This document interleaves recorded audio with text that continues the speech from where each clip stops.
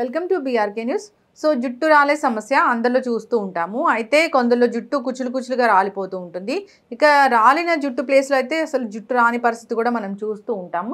ఈ ప్రాబ్లం అనేది అసలు ఎందుకు, జుట్టు ఎందుకు రాలిపోతుంది, మరి రాకుండా జాగ్రత్తలు ఏం తీసుకోవాలి, ఈ ప్రాబ్లం వచ్చిన వాళ్ళు ఎటువంటి వెజిటబుల్ తీసుకుంటే దీనికి పరిష్కారం లభిస్తుంది, ఇంకా మనకు తెలియని హోమ్ రెమెడీస్ ఏమున్నాయి, పూర్తి వివరాలు తెలుసుకుందాం. మనతో పాటు ఉన్నారు ప్రముఖ vegetable therapist and sun spiritual society founder Vikramaditya Guruji గారు. గురుగారు నమస్కారం అండి. సూర్యోస్మితల్లి. గురూజీ, జనరల్గా జుట్టు రాలే సమస్య చాలా మందిని ఇబ్బంది పెడుతూ ఉంటుంది. జుట్టు రాలిపోతే మళ్ళీ వస్తుంది ఆ ప్లేస్లో అని చెప్తూ ఉంటారు. కానీ కొందరికి అలా ఉండదు, కుచ్చులు కుచ్చులుగా జుట్టు రాలిపోతుంది, పల్చగా అయిపోతూ ఉంటుంది, అసలు జుట్టు పెరగనే పెరగదు. అసలు ఈ జుట్టు సమస్యలన్నీ ఎందుకు వస్తాయి? ఈ సమస్య అంటే ఇప్పుడు మనం 2025 నా దగ్గర ఒక బుక్ ఉంది. అంటే ఇప్పుడు నేను మాట్లాడే ప్రతిదీ కూడా 1958 ఆ ప్రాంతంలో ఒక అమెరికన్ డాక్టర్ జాన్ రీసెర్చ్ చేసి చాలా అదే ద హెయిర్ అని చెప్పేసి అని దాని గురించి ఒక ఆర్టికల్, ఎయిర్ గురించి రాశాడు, ఈఎస్ గురించి రాశాడు, ఐస్ గురించి రాశాడు, డయాబెటిక్ గురించి రాశాడు, క్యాన్సర్ గురించి రాశాడు. చాలా ఓల్డ్ బుక్, అంటే పేపర్ ఇలా పట్టుకుంటే విడిపోయే స్టేజ్లో ఉంటుంది, అంత ఓల్డ్ బుక్ నా దగ్గర ఉంది. నేను దాన్ని మ్యాక్సిమం ప్రిఫర్ చేస్తూ ఉంటాను. అంటే ఇప్పుడు మనం భారతీయులుగా ఉండి ఇప్పుడు దాని గురించి జుట్టు ఊడిపోవడం గురించి మాట్లాడుకుంటాం. కానీ అంటే ఇంతకు పూర్వం అప్పుడే అంటే 1960 ఆ ప్రాంతంలో అమెరికాలో దీని మీద రీసెర్చ్ చేశారంటే అక్కడ ఇవన్నీ కామన్గా ఉండేవి, అప్పట్లో ఉండేవి. జుట్టు బాల్డ్ హెడ్ ఉండేది, ప్లస్ వైట్ హెయిర్ కూడా ఎక్కువ. ఇప్పుడు కూడా అక్కడ మీకు అవే కనిపిస్తుంది. అక్కడ ఉన్నటువంటి ఎన్విరాన్మెంట్ అలా ఉంటుంది. అంటే ఇక్కడ మనకు కావాల్సింది ప్రధానమైనటువంటి జుట్టుకు సంబంధించి B12, iron family, B complex, B2, B6, B5 ఇలా ఏవైతే ఉన్నాయో ఈ విటమిన్స్ అన్నీ కావాలి. అలాగే కాల్షియం కూడా. ఈ సఫిషియెంట్ తగ్గినప్పుడు జుట్టు ఊడిపోవడం జరుగుతూ ఉంటుంది. సహజంగా ప్రతిరోజు కూడా మనకు కౌంట్ చెప్తారు, మినిమం 50 వరకు వెంట్రుకలు ఊడిపోతాయి, మళ్ళీ అవి రీప్లేస్ అవుతాయి. కొన్ని కోట్ల వెంట్రుకలు మనకి రూట్స్ ఉంటాయి. పోషకాహార లోపం వల్ల జుట్టు ఊడిపోవడం అనేది జరుగుతుంది. మన ఆహారంలో అంటే మనం సఫిషియెంట్ పోషకాలు ఇవ్వకపోవడం పక్కన పెడితే, ఇవ్వకూడని పోషకాలు, యాసిడ్స్, ఎసిడిక్ నేచర్ ఫుడ్స్ ఎక్కువ ఇచ్చేస్తుంది. దానివల్ల బాల్డ్ హెడ్లు వస్తాయి. నేను బాగా గమనించింది, ఈ 30 రోజులు నేను ఊర్లో ఉన్నాను, గోదావరి ఒడ్డున ఉన్నాను. ప్రతిరోజు ఉదయం సాయంత్రం కూడా గోదావరి స్నానం వితౌట్ షాంపూ. నా హెయిర్లో వచ్చినటువంటి మార్పులను గమనించాను.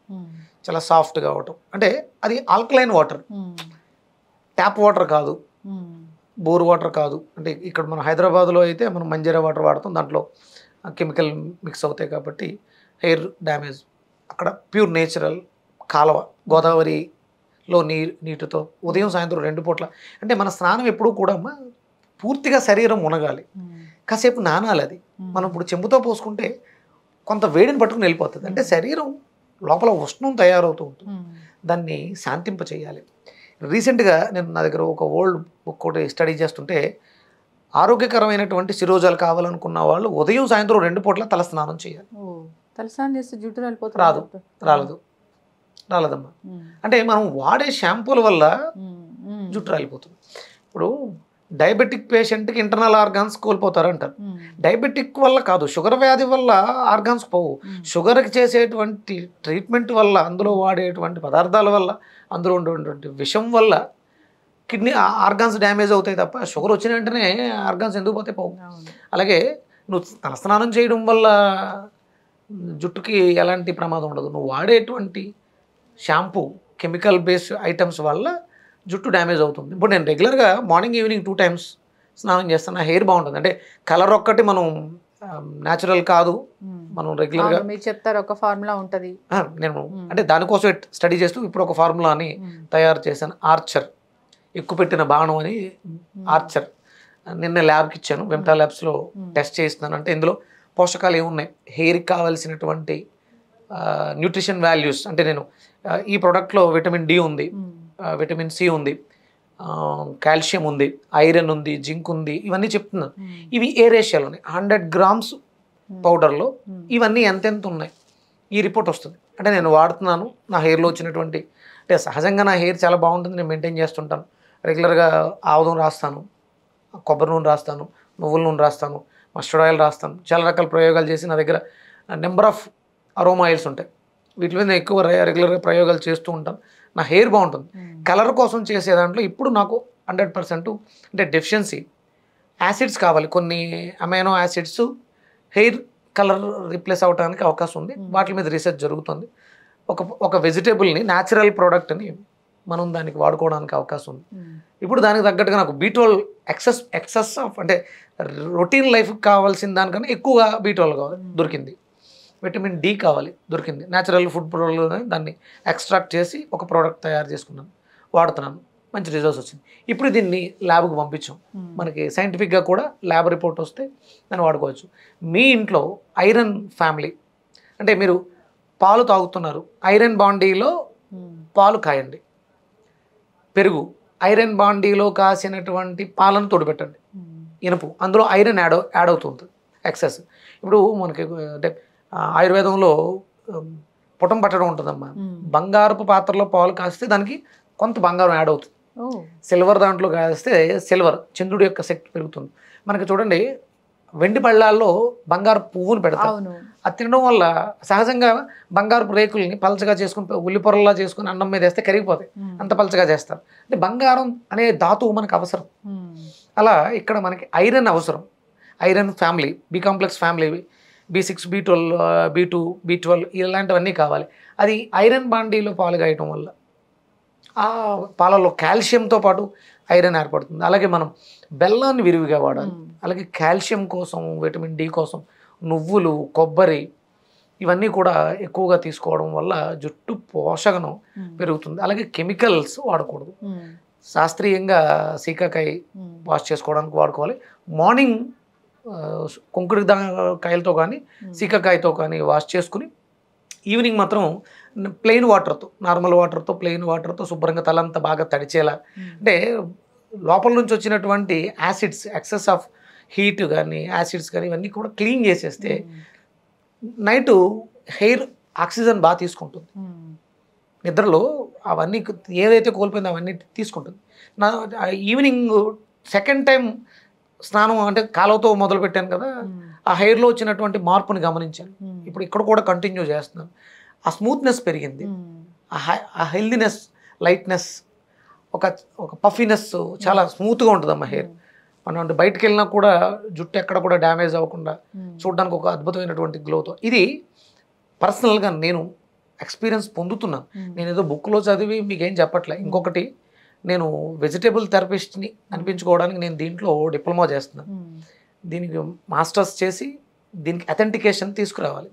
ఏదో నోటుకొచ్చింది మాట్లాడటం కాదు, ఆయుర్వేద పుస్తకాలు చదివి మాట్లాడటం కాదు.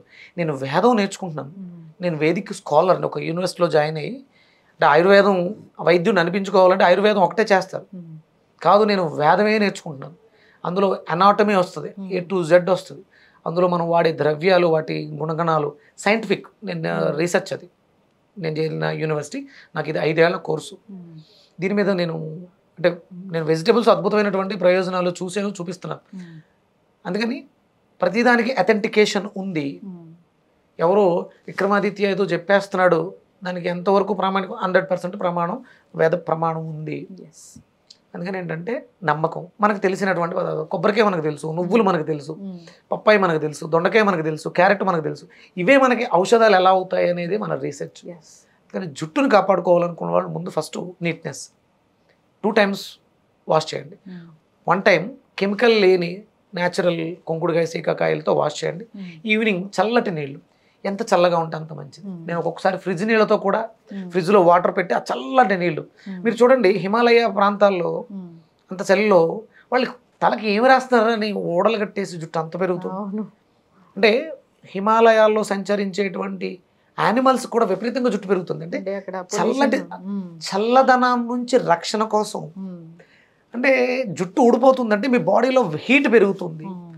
జుట్టు పెరగడానికి కావలసినటువంటి పోషకాలు ఇవ్వడం పక్కన పెడితే మీరు టెంపరేచర్ పెంచేస్తున్నారు. అందుకని కంపల్సరీ కొబ్బరి నూనె రాయాలి తలకి. ప్యూర్ కోకోనట్ ఆయిల్, స్వచ్ఛమైనటువంటి కొబ్బరి నూనె, బాటిల్డ్, ప్యాక్డ్, ఫ్రోజన్ కాకుండా న్యాచురల్ కొబ్బరి నూనె రాయాలి. నువ్వుల నూనె రాయొచ్చు, ఆముదం రాయొచ్చు. అంటే అది తలలో ఉండేటువంటి వాతాన్ని అబ్జార్బ్ చేసుకుంటుంది ఆవుదు, హీట్ని లాగేస్తుంది. మీరు తలని ఎంత చల్లగా ఉంచగలిగితే అంత ఆరోగ్యకరమైనటువంటి జుట్టును చూడగలుగుతారు. ఎస్, ఖచ్చితంగా గురువుగారు చాలా చక్కగా చెప్పారండి. అంటే జుట్టు రాలిపోయే సమస్య ఉందంటే పోషకాహార లోపం ఉన్నట్లు. సో అంతేకాదు మనం దానికి సరైన పోషణ చేయట్లేదని Yes. అర్థం. సో దానికి ఎలా వాష్ చేసుకోవాలి, ఎలాంటి వాటర్ యూస్ చేయాలి, ఎలాంటి ఇప్పుడు షాంపూ బదులుగా ఇంకా ఏమైనా న్యాచురల్ పదార్థాలు, ఇంకా మనం ఎలాంటి జ్యూసెస్ తీసుకోవాలి, ఎలాంటి ఫుడ్స్ తీసుకోవాలి, ఇలా చక్కగా చెప్పారు. అందరూ ఫాలో అవ్వాలని కోరుకుందాం, ఎందుకంటే అందరికీ జుట్టు రాలే సమస్య ఉంది కాబట్టి. చక్కటి ఇన్ఫర్మేషన్ గురువుగారు. ఇంకా మీరు ఏదో చెప్తూ ఉంటారు, మీ దగ్గర రకరకాల ఆయిల్స్ అలాంటివి నేను కూడా ఉంటాయి. చాలా రీసెర్చ్ చేసి చాలా రకాల పౌడర్స్ కూడా తయారు చేసి ఇప్పుడు ల్యాబ్కి పంపించాం. అవును. నా దగ్గర అద్భుతమైనటువంటి మిరాకిల్ ఆయిల్ ఇంతవరకు కాంబినేషన్స్ మిక్స్ చేయని ఆయిల్, అద్భుతమైన ఆయిల్ ల్యాబ్కి వెళ్ళింది. రిపోర్ట్స్ కోసం వెయిట్ చేస్తున్నాను. రిపోర్ట్స్ వచ్చిన తర్వాత దాని గురించి మాట్లాడొచ్చు. షాంపూ ఉంది, న్యాచురల్ కొంకోళ్ళతో చేసినటువంటి షాంపూ, అద్భుతంగా క్లెన్జర్, మంచి క్లెన్జర్, జుట్టు ఊడటాన్ని కూడా తగ్గిస్తుంది. అదే ఎసిడిక్ నేచర్ని ఆల్కలైన్ చేస్తుంది, తద్వారా జుట్టు ఊడడం అనేది తగ్గుతుంది. మంచి న్యాచురల్ షాంపూ. చక్కటి ఇన్ఫర్మేషన్ గురువుగారు. అందరూ కూడా దీన్ని పాటించాలని కోరుకున్నామండి. అదేదో ఆయిల్ షాంపూ వస్తే ఒకసారి మనం పరిచయం చేద్దాం. చక్కటి ఇన్ఫర్మేషన్ గురువుగారు. ధన్యవాదాలు. సూర్యస్మిత.